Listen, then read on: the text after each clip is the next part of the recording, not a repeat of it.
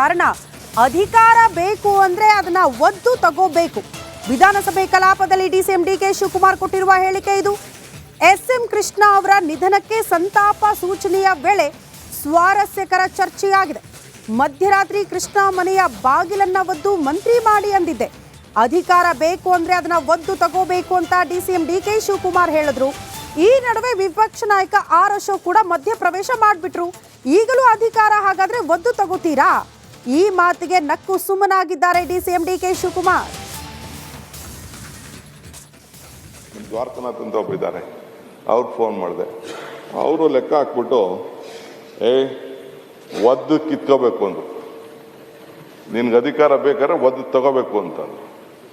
ಏನು ಮಾಡೋದು ಅಂತ ಅಂದ್ಬಿಟ್ಟು ಕೊನೆಗೆ ಜಯಚಂದ್ರ ಇದ್ದ ಒಬ್ಬ ಪಿ ಎ ನನಗೆ ಫೋನ್ ಮಾಡಿದೆ. ಇವತ್ತು ಆ ಪಿ ಎನ್ ಇಟ್ಕೊಂಡಿದ್ದೀನಿ. ಅವ್ರ ಹತ್ರ ಇದ್ದೋ ನನ್ನ ಹತ್ರ ಸೇರಿಸ್ಕೊಂಡಿದ್ದು. ನಾನು ಒಬ್ಬ ಪಿ ಎ ಶ್ರೀಧರ್ ಅಲ್ಲ, ಬೇರೆ ಒಬ್ಬ ಪಿ ಎ ಪಿ ಎಸ್ ಇದ್ದು ಇಟ್ಕೊಂಡಿದ್ದೆ.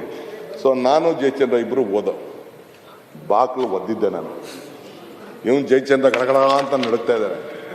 ಇಲ್ಲೇ ಕೂತಿದ್ದಾನೆ, ಗಡಗಡ ಅಂತ ನಡುಕ್ತಾ ಇದ್ದಾನೆ. ಮಲಗಿದ್ದವ್ರು ಎದ್ದು ಬಂದರು, ಸಾಹೇಬ್ರೆ ನಾವು ಯಾವನು ಇಲ್ಲದೆ ಹೋದಾಗ ನಿಮ್ಮ ಜೊತೆ ಇದ್ದೀವಿ, ರಾಜ್ಯಸಭಾ ಮೆಂಬರ್ ಮಾಡಿದ್ದೀವಿ, ನಮ್ಮದು ಋಣ ಇದೆ, ನಿಮ್ಮ ಅನುಭವ ಇದೆ, ಋಣ ಇದೆ. ನಿಮ್ಮನ್ನ ಪಿ ಸಿ ಸಿ ಪ್ರೆಸಿಡೆಂಟ್ ಮಾಡಿದ್ದೀವಿ, ನಿಮ್ಮನ್ನ ಚೀಫ್ ಮಿನಿಸ್ಟರ್ ಮಾಡಿದ್ದೀವಿ. Without me there is no government ಅಂದೆ. ಏ Jayachandra, do you agree with my word? You can't take swearing without me. If you want to take swearing, only with me. ಇಲ್ಲಾಂದ್ರೆ ಯಾರು ಇಲ್ಲೇ ಇಲ್ಲದೆ ಹೋಗಲಿ, ನಾನು ಇರಬೇಕು ಅಂತ ಹೇಳಿದೆ. ಆ ಥರ ನಡೀತು. ಕೊನೆಗೆ ರಾತ್ರಿ ಗವರ್ನರ್ ಸ್ಪೀಕರ್ ಕೊಟ್ಬಿಟ್ಟಿದ್ದಾರೆ. ಇವ್ರಿಗೆ ಗವರ್ನರ್ ಹೊರಟೋಗಿದೆ, ಟೈಮ್ ಫಿಕ್ಸ್ ಆಗಿದೆ, ಏನೆಲ್ಲ ಶಾಮಿಯಾನೆಲ್ಲ ಆಗ್ತಾ ಇದ್ದಾರೆ ಅಲ್ಲಿ. ನಥಿಂಗ್ ಡೂಯಿಂಗ್ ಅಂದೆ. Without me you can't run a government ಅಂತ ಹೇಳಿದೆ. ಏನು ಹಿಂಗೆ ರುದ್ರಾವತಾರ ಆಡ್ತಾ ಇದೆ? ರುದ್ರಾವತಾರ ಅಲ್ಲ ಸ್ವಾಮಿ, ಜನ ನನ್ನ ಬಗ್ಗೆ ಏನು ಮಾತಾಡ್ತಾ ಇದ್ದಾನೆ ಗೊತ್ತು, ಅದೆಲ್ಲ ಸಾಧ್ಯ ಇಲ್ಲ ಅಂತ ಹೇಳಿದೆ. ಅದಕ್ಕೆ ಈ ಜಯಚಂದ್ರ ಸಾಕ್ಷಿ. ಸೊ ಆಮೇಲೆ ಕೊನೆಗೆ ಬೆಳಗ್ಗೆ ಆಮೇಲೆ ಮಿಸಸ್ ಕೃಷ್ಣ ಫೋನ್ ಮಾಡಿದ್ರು. ಇಲ್ಲ, ನಿನಗೆ ನಾನು ವಿಚಾರಿಸಿ ನಮ್ಮ ಜೋಯಿಷ್ ಹತ್ರ ನಿನಗೆ ಟೈಮ್ ಸರಿ ಇಲ್ಲ, ಸ್ವಲ್ಪ ತಾಳ್ಮೆಯಿಂದ ಇರು ಅಂತಾರೆ. ತಿರ್ಗಿ ಅವ್ರ ಮಗಳು ಹೇಳಿದ್ರು, ಅಮ್ಮ ಅದೆಲ್ಲ ಬಿಟ್ಬಿಡಿ, ನಾನು ನನ್ನ ಜ್ಯೋತಿಷ್ ಹತ್ರ ವಿಚಾರಿಸಿದ್ದೀನಿ, ನಾನೀಗ ಇವತ್ತು ಮಂತ್ರಿ ಇಲ್ಲ, ನನ್ನ ಮಂತ್ರಿ ಇಲ್ಲ, ನಾನಿಲ್ಲ ಅಂದರೆ ಈ ಸರ್ಕಾರ ಇಲ್ಲ ಅಂತ ಹೇಳಿದೆ. ಕೊನೆಗೆ ಆಯಿತು ಅಂತ ಹೇಳಿ ಕೊನೆಗೆ ಬೆಳಗಿನ ಜಾವ 6 ಗಂಟೆಗೆ, ಬೆಳಗ್ಗೆ 2 ಗಂಟೆಯಿಂದ 6 ಗಂಟೆ ಜಗಳ ಮಾಡಿ ಗವರ್ನರ್ ಫೋನ್ ಮಾಡಿ ಸ್ಟಾಪ್ ಮಾಡಿಸಿ ಸ್ವೇರಿಂಗ್ ಸೆರೆಮನಿನ. ತಿರ್ಗಾ ಹೈಕಮಾಂಡ್ಗೆ ಹೋಗಿ ಹೈಕಮಾಂಡ್ ಹತ್ರ ಮಾತುಕತೆ ಮಾಡಿ ತಿರ್ಗಾ ನಾವೆಲ್ಲ ಸೇರಿ ಮಂತ್ರಿ ಆದವು. ಮಾಡ್ತೀರಾ ಅಂತ ಇವಾಗೂ ಹಿಂಗೆ ಮಾಡ್ತೀರಾ? ಅದೇ ಪಿಕ್ಚರ್ ಬರ್ಬೇಕಾ ಈಗ? ಯಾಕಂದ್ರೆ 2.5 ಆಯ್ತಲ್ಲ ನೋಡಪ್ಪ. ಇವಾಗೂ ಹಂಗೆ. ಈಗ ನೀವೊಂದು ಮಾತು ಹೇಳಿದ್ರಿ, ಅಲ್ಲಲ್ಲ ನಿಮ್ಮ ಬಗ್ಗೆ ನಾನು ಹೊಗಳ್ತಾ ಇದ್ದೀನಿ. ನೀವೊಂದು ಹೇಳ್ದಿ, ನಮ್ಮ ಅಸ್ಟ್ರಾಲಜಿ ಹೇಳಿದ್ರು ರೋಷ ಆಕ್ರೋಶ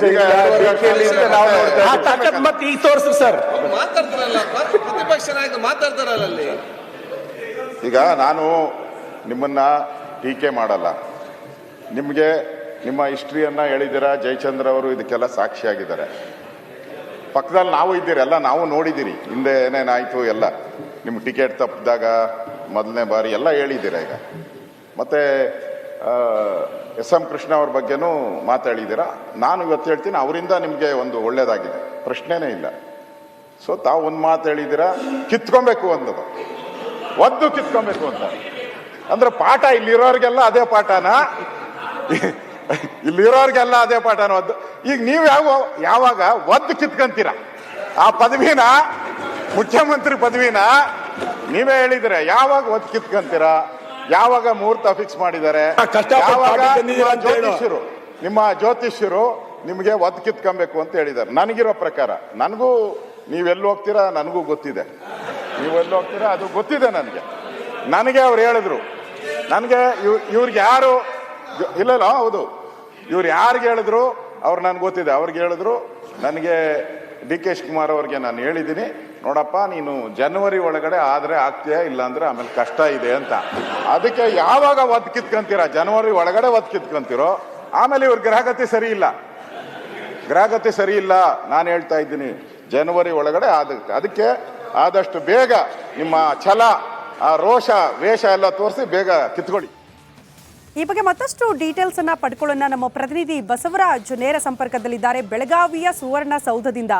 ಬಸವರಾಜ್, ಒಂದು ಸ್ವಾರಸ್ಯಕರ ಘಟನೆ ಅಂತ ಇದನ್ನ ಗಮನಿಸಿದ್ರು ಕೂಡ ವಿಪಕ್ಷ ನಾಯಕರು ನೇರವಾಗಿ ಡಿಸಿಎಂ ಡಿಕೆ ಶಿವಕುಮಾರ್ ಅವ್ರಿಗೆ ಹೇಳಿದ್ರು, ಒದ್ದು ಇಸ್ಕೊಳ್ಬೇಕು, ಇಲ್ಲ ಸಿಎಂ ಸ್ಥಾನ ಸಿಗಲ್ಲ ಅನ್ನೋ ಆಯಾಮದಲ್ಲಿ ತಗೊಂಡ್ಬಿಟ್ರಾ ಇದನ್ನ ಅಂತ?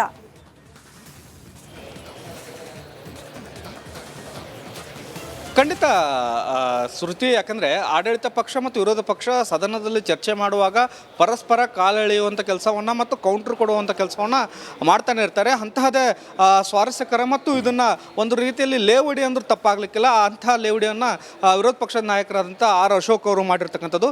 ಪ್ರಮುಖವಾಗಿ ಸಿ ಎಂ ಸ್ಥಾನದ ಚರ್ಚೆ ರಾಜ್ಯ ರಾಜಕೀಯದಲ್ಲಿ ಆಗ್ತಿರ್ತಕ್ಕಂಥದ್ದು. ಈಗಾಗಲೇ ಸಿ ಎಂ ಆಗಿ ಸಿದ್ದರಾಮಯ್ಯ ಅವರು ಇದ್ದರೂ ಕೂಡ ಡಿ ಸಿ ಎಂ ಆಗಿರ್ತಕ್ಕಂಥ ಡಿ ಕೆ ಶಿವಕುಮಾರ್ ಅವರು ಮುಂದಿನ ದಿನಗಳಲ್ಲಿ ಸಿ ಎಂ ಆಗ್ತಾರೆ ಅನ್ನುವಂಥ ಚರ್ಚೆ ಇದ್ದೇ ಇದೆ.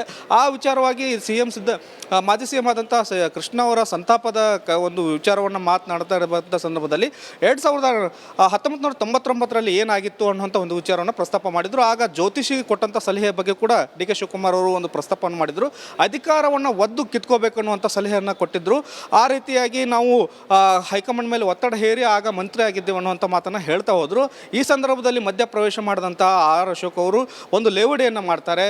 ನೀವು ಸಿ ಎಂ ಸ್ಥಾನವನ್ನು ಕೂಡ ಒದ್ದು ಕಿತ್ಕೊಳ್ಬೇಕಾದಂಥ ಅನಿವಾರ್ಯತೆ ಬರುತ್ತೆ. ಜನವರಿ ಒಳಗಡೆ ಮಾತ್ರ ನಿಮ್ಮ ಟೈಮ್ ಸರಿ ಇದ್ದಂತೆ ಕಾಣಿಸ್ತಾ ಇದೆ. ಅದರೊಳಗಡೆ ಒದ್ದು ಕಿತ್ಕೊಳ್ಳಿಲ್ಲ ಅಂದರೆ ಮುಂದೆ ನೀವು ಸಿ ಎಂ ಆಗಲ್ಲ ಅನ್ನುವಂಥ ಒಂದು ಲೇವಡಿಯನ್ನು ಮಾಡಿದರು. ಇದು ಸಾಕಷ್ಟು ಚರ್ಚೆ ಕೂಡ ಆಡಳಿತ ಮತ್ತು ವಿರೋಧ ಪಕ್ಷದ ನಾಯಕರ ಮಧ್ಯೆ ಆಯಿತು.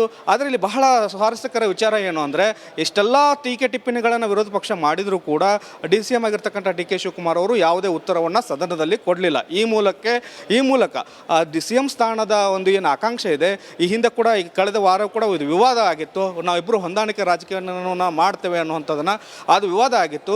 ಸೀಟ್ ಹಂಚಿಕೆ ಹೊಂದಾಣಿಕೆ ಬಗ್ಗೆ ಕೂಡ ವಿವಾದ ಆಗಿತ್ತು. ಆಗ ಸಿ ಎಂ ಕೂಡ ಹೇಳಿದರು ಯಾವುದೇ ಹೊಂದಾಣಿಕೆ ಆಗಿಲ್ಲ ಅನ್ನುವಂಥ ಖಡಕ್ ಸೂಚನೆಯನ್ನು ಕೊಟ್ಟಿದ್ದರು.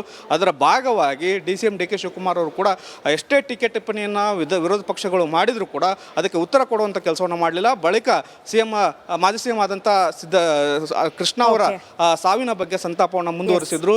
ಎಲ್ಲೋ ಒಂದು ಕಡೆ ಮಾತನಾಡಬಾರದು ಅನ್ನುವಂಥ ಲೆಕ್ಕಕ್ಕೆ ಡಿ ಸಿ ಎಂ ಬಂದಿದ್ದಾರೆ. ಸಿ ಎಂ ಸ್ಥಾನದ ಹಂಚಿಕೆ ಅನ್ನುವಂಥದ್ದು ಇಲ್ಲಿ ಪ್ರಮುಖವಾಗಿ ಗೊತ್ತಾಗುತ್ತೆ. ಬಸವರಾಜ್, ಧನ್ಯವಾದಗಳು ತಮ್ಮೆಲ್ಲ ಮಾಹಿತಿಗೆ. ದ್ವಾರಕನಾಥ್ ಅಂತ ಒಬ್ಬಿದ್ದಾರೆ, ಅವ್ರು ಫೋನ್ ಮಾಡಿದೆ. ಅವರು ಲೆಕ್ಕ ಹಾಕ್ಬಿಟ್ಟು ಒದ್ದು ಕಿತ್ಕೋಬೇಕು ಅಂದರು. ನಿನ್ಗೆ ಅಧಿಕಾರ ಬೇಕಾದ್ರೆ ಒದ್ದು ತಗೋಬೇಕು ಅಂತ ಏನು ಮಾಡೋದು ಅಂತ ಅಂದ್ಬಿಟ್ಟು ಕೊನೆಗೆ ಜಯಚಂದ್ರ ಇದ್ದ ಒಬ್ಬ ಪಿ ಎ ನನಗೆ ಫೋನ್ ಮಾಡಿದೆ. ಇವತ್ತು ಆ ಪಿ ಎನ್ ಇಟ್ಕೊಂಡಿದ್ದೀನಿ. ಅವ್ರ ಹತ್ರ ಇದ್ದೋ ನನ್ನ ಹತ್ರ ಸೇರಿಸ್ಕೊಂಡಿದ್ದೀನಿ. ನಾನು ಒಬ್ಬ ಪಿ ಎ ಶ್ರೀಧರಲ್ಲ, ಬೇರೆ ಒಬ್ಬ ಪಿ ಎ ಪಿ ಎಸ್ ಇದ್ದು ಇಟ್ಕೊಂಡಿದ್ದೀನಿ. ಸೊ ನಾನು ಜಯಚಂದ್ರ ಇಬ್ಬರು ಓದೋ ಬಾಕ್ಲು ಒದ್ದಿದ್ದೆ ನಾನು. ಇವನು ಜಯಚಂದ್ರ ಗಡಗಡ ಅಂತ ನಡುಕ್ತಾ ಇದ್ದಾನೆ, ಇಲ್ಲೇ ಕೂತಿದ್ದಾನೆ, ಗಡಗಡ ಅಂತ ನಡುಕ್ತಾ ಇದ್ದಾನೆ.